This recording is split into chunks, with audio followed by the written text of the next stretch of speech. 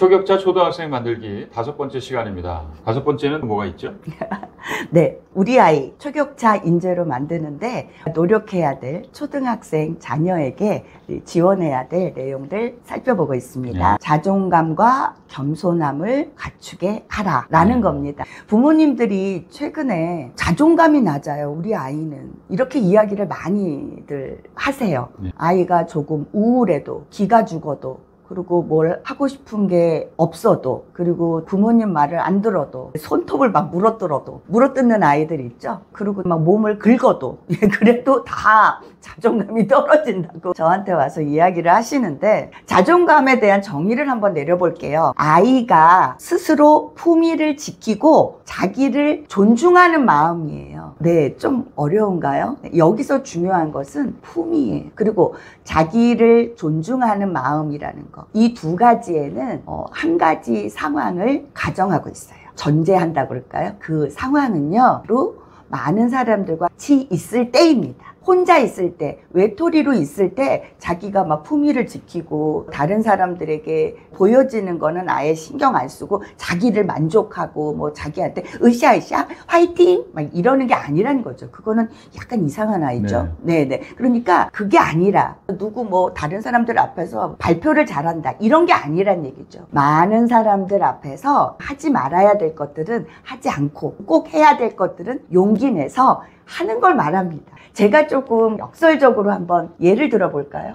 트럭에 그 주류병을 과도하게 실은 차량이 지나가다가 사거리나 대로에서 넘어집니다. 아주 유리파편들이 막 다 튀고 운전자도 넘어지다 보니까 좀 다칠 수 있겠다. 네. 그런 예측이 가능한 상황에서 우리 그 이쁜 애들이 중학생, 초등학생 아이들 지나가다 본 거예요. 지나가다 본 거예요. 걔네들 그냥 웃고 떠들고 그런 아이들인데, 그런데 걔네들이 제일 빨리 와서 수습하기 시작을 합니다. 네. 청소하고 아저씨는 다친 데 없나 보고 주위살. 그랬더니 주위에 그냥 지나가려고 했던 어른들이 걔네들을 보고 부끄러워서 얼른 그냥 자동 반사가 돼가지고 와가지고 도와주고 막 그런 것들이 뉴스에 나고 걔네들 표창장 받았어요. 나중에 보니까. 저는요, 진정한 자존감은 바로 그러한 행동이라고 생각합니다. 저는 동일하다고 생각해요. 그래서 자존감이 아이가 우울하고 자신이 없어 이게 아니라, 그런데 실은 자신이 없고 우울한 아이를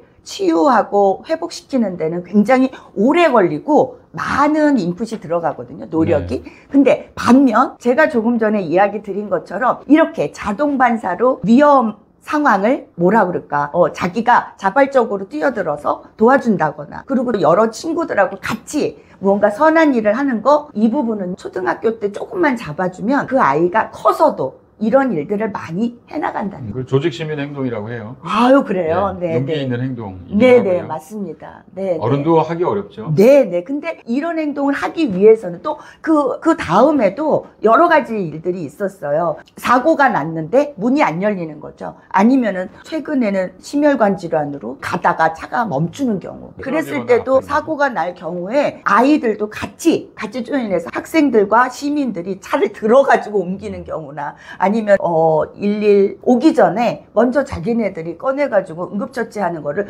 도와주거나, 자기 겉옷을 추워 죽겠는데 영하 10몇 도에 자기 겉옷을 벗어 덮어준다거나, 이런 아이들이 있는 거죠. 저는 정말 진정한 자존감은 바로 이러한 행동을 하게끔 하는 아이로 키우는 거라고 생각합니다. 그리고 또 하나, 자존감 때문에 최근에 부모님들께서 고민하시고 걱정하고 아이를 기살 거에만 집중하다 보니까 한 가지 놓치는 게 있더라고요. 바로 겸손함이에요. 자기 자신을 돌아보고 자기를 낮추는 것. 그런데 여기서 이 자존감과 겸손함이 대립되는 것 같잖아요. 이렇게 단어만 들어봤을 때. 네, 얼핏 보면 그렇죠. 아닙니다. 같습니다. 자존감이 높은 아이들은요, 겸손해요. 제가 조금 전에 이야기 드렸잖아요. 내가 품위를 유지하고 정말 상황에만. 그럼요.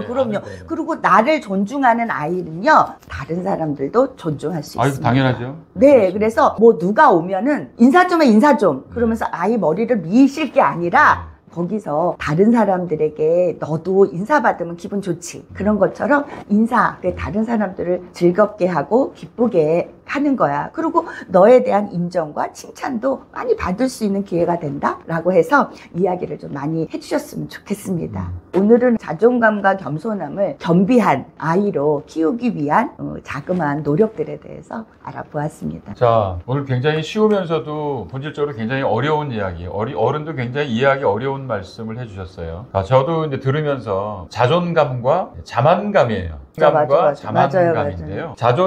자존감은 정리해보면 자기 자신을 차별화하는 거예요. 자기만 생각을 하는 거예요. 근데 자만심은. 예, 그러니까 자기 자신 자체를 생각을 한번 해보는 거고요. 자만감은 뭐냐면 남하고 자꾸 비교를 해서 그 우위에 쓰려고 하는 거예요. 내가 자꾸 이렇게 나타내려고 하는 거예요. 연코치님께서 이야기하는 것처럼 다른 사람들 오히려 배려하면서 진정한 자존감이 있는 사람은 그렇게 이야기하는데, 자만감이 있는 사람은 본인이 위에 있는 줄 알고 무시하거나, 아까 인사사례도 얘기했던 것처럼 내가 안 하면 어때? 안 하면 그 말이지. 뭐 이렇게 이야기를 하는 거죠. 이거는 말도 안 되는 이야기 같습니다. 굉장히 본질적인 이야기, 또 중요하고 기본적인 말씀을 해주셨는데요. 자존감과 겸손함에 대해서 알아봤습니다. 내가 중간에 괜히 껴서 마지막에 정리하는데 좀 그랬나?